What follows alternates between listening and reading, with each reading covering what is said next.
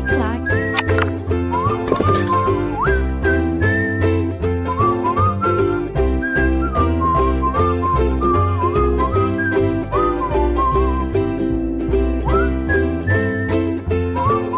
Meus amigos, minhas amigas do LAC Concursos, professor Marcelo mais uma vez com vocês. Pessoal, agora eu estou dando sequência naquela aula de demografia do Maranhão, que eu gravei a primeira aula, que a gente falou do crescimento populacional e tal. Agora a gente vai para a segunda parte de demografia, tá bom? Então vamos lá. Olha só, pessoal, segundo o pessoal do IBGE, o Maranhão tem a 8ª maior migração de retorno do país. Certo, beleza? É bom lembrar uma coisa, pessoal, é assim. Quando a gente fala de migração, todo mundo sabe que quando a gente fala imigrante, é o cara que chega. Emigrante é o cara que sai. Se eu falo só migrante, todo e qualquer deslocamento populacional é uma migração. Agora, por que as pessoas migram? Moçada, as pessoas migram pelos mais variados motivos. Mas a resposta mais comum é que as pessoas migram para melhorar de vida, em busca de emprego, passou num concurso público, sei lá, alguma coisa assim, sabe? Sempre para melhorar. Eu, por exemplo, gosto de trabalhar com a galera, com os alunos, meus amigos concursandos e concursandas, a seguinte ideia. Por que as pessoas migram? As pessoas migram basicamente por 2 motivos. Quais são? Primeiro, ou tem alguma coisa empurrando a pessoa para fora de onde ela está, ou tem alguma coisa atraindo a pessoa fora de onde ela está. Então, moçada, infelizmente para os estados do Nordeste, porque esse é um estereótipo, é um estigma que fica, mas é um fato. Ao longo da história brasileira, o Nordeste sempre foi uma região muito repulsiva em termos migratórios. Tá bom, sempre não. Eu vou colocar assim, principalmente a partir do século XX. Tá? Do século XX, século XIX já tinha. 18, 19 já tinha, certo? Teve gente que saiu do Nordeste e foi para mineração, certo? Aqui no Centro-Oeste, em Minas Gerais. Teve gente que saiu do Nordeste e foi trabalhar no café, certo? Você já tinha isso. Mas ao longo do século XX, essa tendência de saída dos estados nordestinos e a ida para outros lugares se mostrou muito forte. Muito forte, certo? Então, ao longo da história do Brasil, o Nordeste é a região brasileira que mais perdeu população com migração interna, indo para outros estados. O problema é que nos últimos anos, a economia, se bem que hoje, moçada, nós estamos no meio de uma crise, não dá, mas nos últimos tempos, a economia do Nordeste cresceu acima da média nacional. Então, o que aconteceu? Muita gente que tinha saído acabou parando e falando, nossa, quer saber de uma coisa? Lá de onde eu saí está melhor do que aqui, eu vou voltar. Então, esse fenômeno é o que nós chamamos de uma migração de retorno. Certo? Beleza? Tudo bem? Então, o Maranhão tem a 8ª maior migração de retorno do Brasil. Se bem que nos últimos censos e nos últimos dados coletados pelo IBGE, a gente está percebendo que a migração entre as regiões do Brasil tem perdido intensidade, certo? Elas têm diminuído. Tá joia? Beleza? Agora, o Maranhão, ele ficou em 8º lugar, com 16,43% de imigrantes que retornaram ao estado. O estado fica atrás apenas do Rio Grande do Sul, Pernambuco, Paraná, Sergipe, Minas Gerais, Rio Grande do Norte e Paraíba. Certo? Beleza? Agora, segundo o IBGE, na última década começou a haver esse retorno para as regiões de origem, principalmente, moçada, devido ao esgotamento de um ciclo econômico no sudeste do Brasil. É uma região que está estagnada e que tem perdido participação no total do produto interno bruto do Brasil, e as indústrias têm se deslocado para novas áreas. Então esse é um fenômeno que nós chamamos de deseconomia de aglomeração. Está havendo uma desconcentração da atividade industrial. Então, como as indústrias estão buscando novas áreas, os empregos estão indo junto. E isso acaba se tornando um fator atrativo. Por isso que muitas pessoas acabam retornando para os seus estados de origem. Porque hoje elas pensam que economicamente a situação lá está melhor do que no lugar para onde elas migraram. Beleza? Tudo bem? Outra. O fluxo migratório para São Luís do Maranhão aumentou 12% em 10 anos. Certo? Beleza? E isso é claro que você pode dividir em duas partes. Quais são? Você pode ter as pessoas que migraram do próprio estado do Maranhão para a capital, ou as pessoas que vieram de fora para lá. Beleza? Por exemplo, em 2000, você tinha 35.294 nordestinos de fora do Maranhão vivendo na cidade. Em 2010, esse número caiu para 33.924. Isso quer dizer que o fluxo migratório é principalmente de pessoas de dentro do Maranhão que vão para a região metropolitana, certo? Para você ter uma ideia, moçada, o fluxo migratório para São Luís explica-se basicamente pela estagnação econômica dos municípios do interior do Maranhão, na época, bem como pelas oportunidades de empregos criadas pela dinamização de alguns setores, como a construção civil, que gera muito emprego, e você não precisa de uma mão de obra tão qualificada, certo? Ao contrário do que aconteceu com os nordestinos, brasileiros naturais de outras regiões migraram em maior quantidade para a capital maranhense. Para você ter uma ideia, do norte do Brasil vieram 10.690 pessoas, 22% de crescimento. 12.700 do Sudeste, 22% de crescimento. 2.000 do Sul, 54%. E 4.000 do Centro-Oeste, 49% de crescimento em relação ao período anterior. O relatório do IBGE também possibilitou detectar uma migração de maranhenses para outras regiões do país. Em 2010, eles eram 160.094. Em 2000, eram 149 mil. Qual é a região do Brasil que mais tem maranhense vivendo fora do Maranhão? Ainda é o Sudeste. O Sudeste tem 277 mil maranhenses vivendo fora do Maranhão. E a maioria é de mulheres, são 149 mil, certo? Agora, apesar da região Sudeste ser a região que mais recebe maranhenses, o estado que mais tem maranhenses é o Pará. São 234 mil. Só no Pará. Aí que vem São Paulo com 78.800, Goiás com 76.600 e Tocantins com 67 mil. Certo? Em 2000 o ranking era Pará, depois vinha São Paulo, Tocantins e o Distrito Federal. Aí eu botei o link aqui, se vocês quiserem pesquisar, da onde que a gente tirou esses dados aqui. Então, hoje, o estado brasileiro que mais tem maranhenses vivendo fora do Maranhão é o Pará. Beleza? Depois é que vem São Paulo, depois Goiás e depois Tocantins. Tá certo? Beleza? De acordo com o IBGE, isso aqui eu já falei para vocês, é a parte de urbanização, tem a menor taxa de urbanização do Brasil. Aqui estão as cidades mais populosas do Maranhão, certo? E aqui a localização da região metropolitana de São Luís, certo? Que é a Grande São Luís. Pessoal, presta bem atenção que eu vou desenvolver esse tema aqui, é só para você perceber as mudanças que aconteceram ao longo do tempo. Se você pesquisar na Wikipédia, você vai encontrar isso aqui, ó. A região metropolitana de São Luís é composta por municípios de São José do Ribamar, Raposa, Passo do Lumiar, Alcântara, Bacabeira e São Luís. É o quarto maior produto interno bruto entre todas as regiões metropolitanas do Nordeste. Só perde para Recife, Salvador e Fortaleza. E é a 20ª região metropolitana do país em população, com aproximadamente 1.526.000 habitantes. Isso é a estimativa do IBGE para 2016, certo?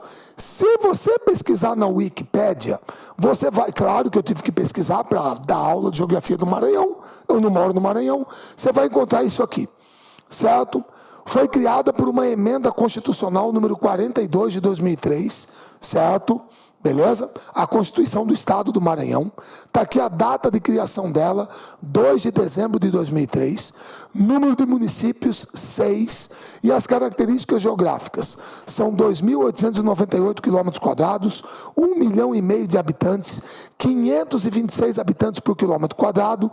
O IDH é 0,755, considerado elevado. O produto interno bruto é de 28 bilhões de reais. E o PIB per capita de 17 mil reais. Esses são os dados.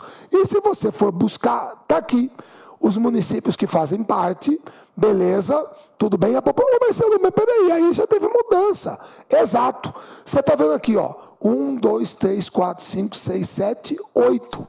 No entanto, o cara fala aqui que são 6. E, na verdade, você está vendo 8 aqui, certo? Meu querido, presta bem atenção. São 9. Olha só. A primeira metropolização se deu em 98, com a Lei Estadual Complementar 38 de 98, que foi sancionada declarando São Luís, São José de Ribamar, Raposa e Passo do Lumiar como a região metropolitana de São Luís. Em 2003, Alcântara foi incluída, sendo a 5ª cidade a compor a região.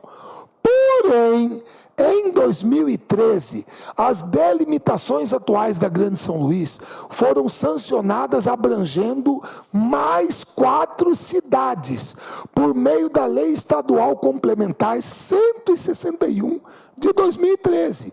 Então foram incluídos os municípios de Rosário, Bacabeira, Santa Rita e Icatu. Isso significa que hoje a região metropolitana de São Luís é formada por 9 municípios. São 9 municípios. Está aqui o artigo 1º da Lei Estadual Complementar número 161. A região metropolitana da Grande São Luís, nos termos do artigo 19 dos atos das disposições constitucionais transitórias da Constituição do Estado do Maranhão, constitui-se de comunidade socioeconômica que abrange a área territorial dos municípios de São Luís, São José de Ribamar, Passo do Lumiar, Raposa, Alcântara, Rosário, Bacabeira, Santa Rita e Icatu. Então, hoje, se perguntarem para vocês quantos municípios formam a região metropolitana de São Luís, são 9 municípios, de acordo com o que está previsto na lei. E é a 4ª maior região metropolitana do Nordeste brasileiro. Certo? O 4º maior PIB entre as regiões metropolitanas. Só perde para Recife, Salvador e Fortaleza. Beleza? Tudo bem? E outra, aqui eu já falei para vocês de pretos e pardos. Eu tenho que falar também do IDH, infelizmente isso aqui pega. É o seguinte, pessoal, IDH, como vocês se lembram, é Índice de Desenvolvimento Humano. Isso aí foi criado pelo economista paquistanês Mahbub-ul-Haq e foi aperfeiçoado pelo Prêmio Nobel de Economia, o indiano Amartya Sen.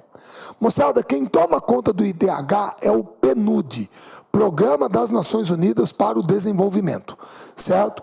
E o IDH leva em consideração 3 coisas. Quais são? Saúde, educação e renda. Quais são os indicadores? Expectativa de vida ao nascer, certo? Anos esperados de escolaridade e anos médios de estudo, e o PIB per capita por paridade de poder de compra. São esses 3 indicadores. Para você definir um número que varia, o IDH varia de 0 até 1. Quanto mais perto de 1, melhor. Quanto mais perto de 0, pior.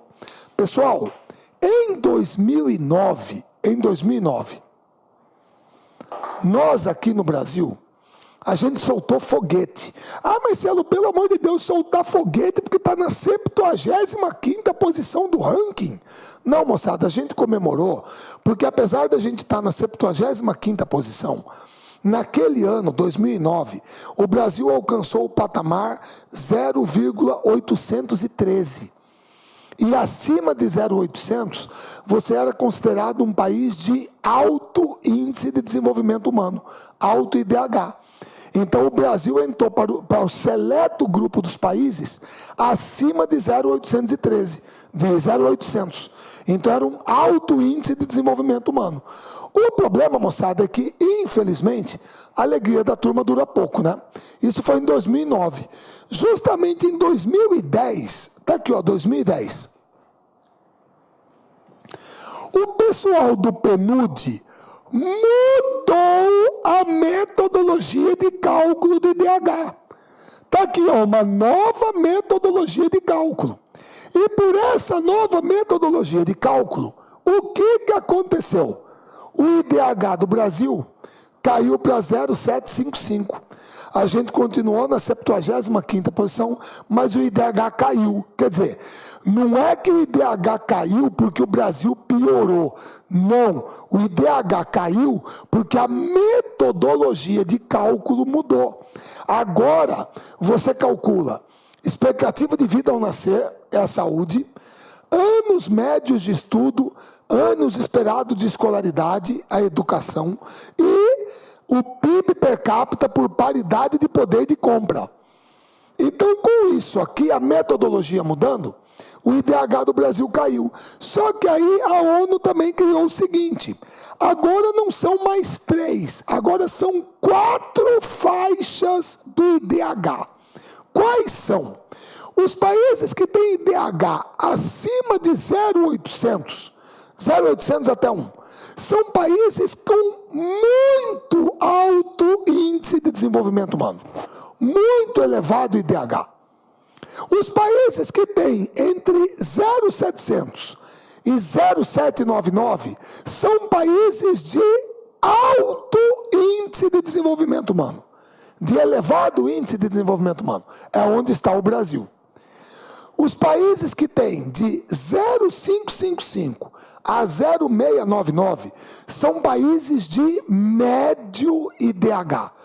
Você vê que o Paraguai está aqui, a África do Sul está aqui, a Índia está aqui. Médio IDH.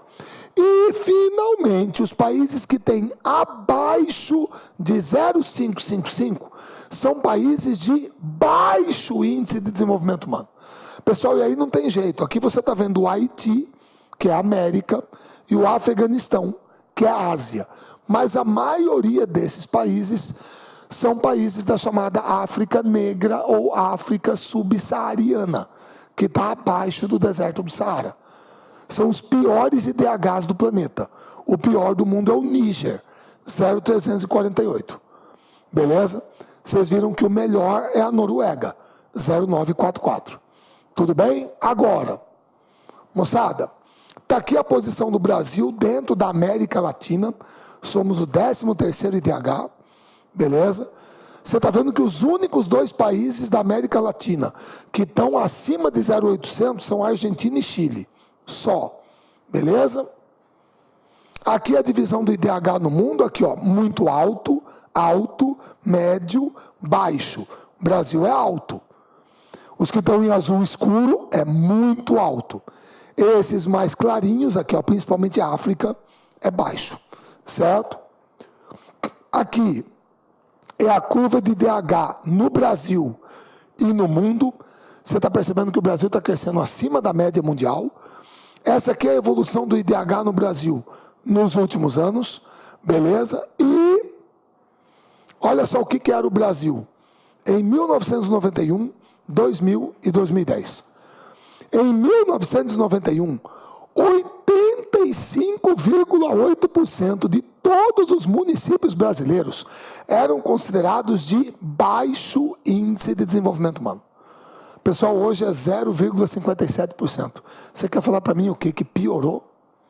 Que o Brasil piorou nesses últimos 30 anos? Está aqui, ó. Já falei para vocês, moçada, discutir com o número é complicado. Hoje nós só temos 32 municípios, em quase 6 mil, que tem um IDH baixo. Não é possível que a coisa tenha piorado. Beleza? Agora, infelizmente, o Maranhão é o segundo pior IDH do Brasil. Só ganha de Alagoas, certo? O IDH do Maranhão é 0,639. É considerado um médio IDH, beleza? E, infelizmente, vocês estão vendo aqui que os piores IDHs do Brasil estão principalmente nas regiões Norte e Nordeste. Infelizmente, certo? Está aqui a posição no Maranhão. É o 26º. Moçada, vocês estão vendo que aqui, ó, presta atenção, a expectativa de vida até que melhorou, 0,757. Já é considerado alto, entendeu? O problema é educação e renda. E a distribuição de renda e educação. Esse é o calcanhar de Aquiles, certo? Beleza? Aqui você tem os melhores IDHs do Maranhão. Os 10 melhores. São Luís, Imperatriz, Passo do Lumiar, São José de Ribamar, Balsas, Porto Franco, Pedreiras, Santinês, Açailândia e Estreito. Só que você percebe que só os 4 primeiros são considerados alto índice de desenvolvimento humano. Daqui para baixo já é tudo médio. E outra, aqui você tem os 10 piores. Os 10 piores. Conceição do Lago Açu, Primeira Cruz, Santana do Maranhão, São João do Caru, Lagoa Grande do Maranhão, Água Doce do Maranhão, Satubinha, Genipapo dos Vieiras, Marajá do Sena, Fernando Falcão. Todos eles abaixo de 0,555. Então são considerados locais, municípios de baixo índice de desenvolvimento humano. E aqui está a distribuição.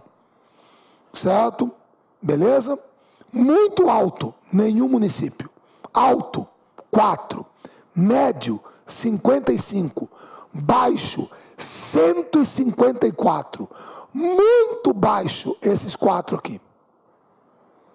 Que são os 4 últimos aqui. Muito baixo IDH. Beleza? Tudo bem? E aí, você tem o coeficiente de Gini. Pessoal, o coeficiente de Gini é o contrário do IDH. É um número que varia de 0 até 1, só que quanto mais próximo de 1, pior. Quanto mais próximo de 0, melhor. O coeficiente de Gini, ele foi criado pelo matemático e estatístico italiano Corrado Gini.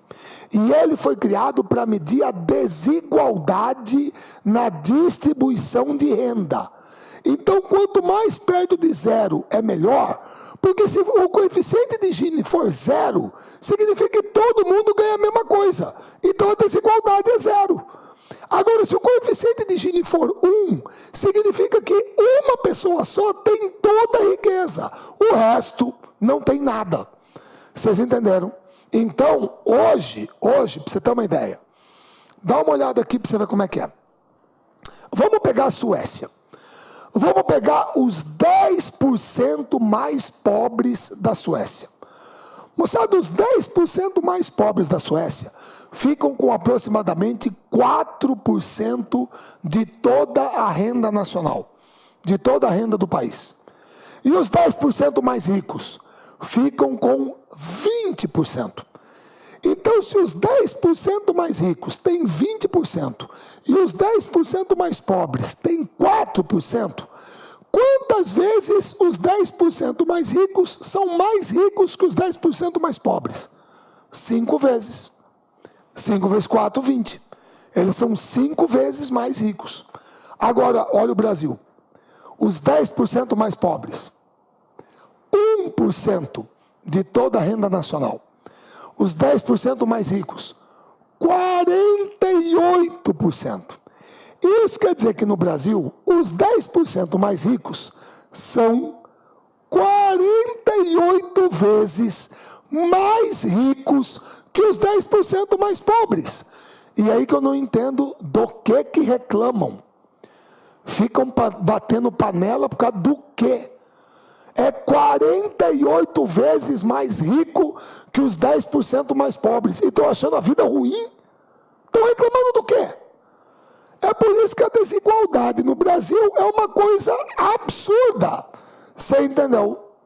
Agora, nos últimos tempos, o coeficiente de Gini caiu. Como vocês percebem, se o coeficiente caiu, significa que a distribuição de renda melhorou. Agora, infelizmente, o Maranhão tem o antepenúltimo coeficiente de Gini do Brasil. Ah, mas ela é uma das piores distribuições de renda do Brasil. Infelizmente, sim.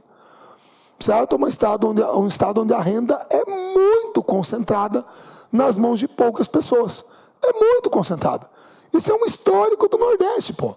É aquela questão oligárquica, entendeu? De poucas famílias comandando tudo, principalmente o aparato estatal, certo? Isso é histórico. Então, o Maranhão tem o antepenúltimo coeficiente de Gini do Brasil.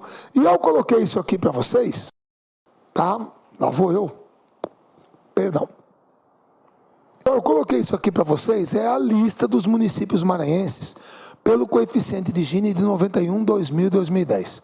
Certo? Então, aí, você vai vendo aqui quais são os piores. Os piores. Tá? Se eu não me engano, moçada, se não for o pior, é Genipapo dos Vieiras. O coeficiente de Gini é 0,67. Eu acho que é um dos piores que tem aqui, infelizmente. Certo? Você lembra que quanto mais próximo de 1, pior. Quanto mais próximo de 0, melhor. Certo? Então a lista de todos eles está aqui, que é para você analisar justamente a desigualdade na distribuição de renda dentro do estado do Maranhão. Certo? Então eu coloquei isso aí para vocês pesquisarem. Tá joia? Tudo bem? E aí, essa parte de demografia, principalmente os dados socioeconômicos, esses dados estatísticos, moçada, migrações, a gente encerra, tranquilo. Tá ok? Beleza? Moçada, valeu, bom estar aqui com vocês. Um grande abraço a todos. A gente se vê numa próxima oportunidade. Até mais. Clique lá.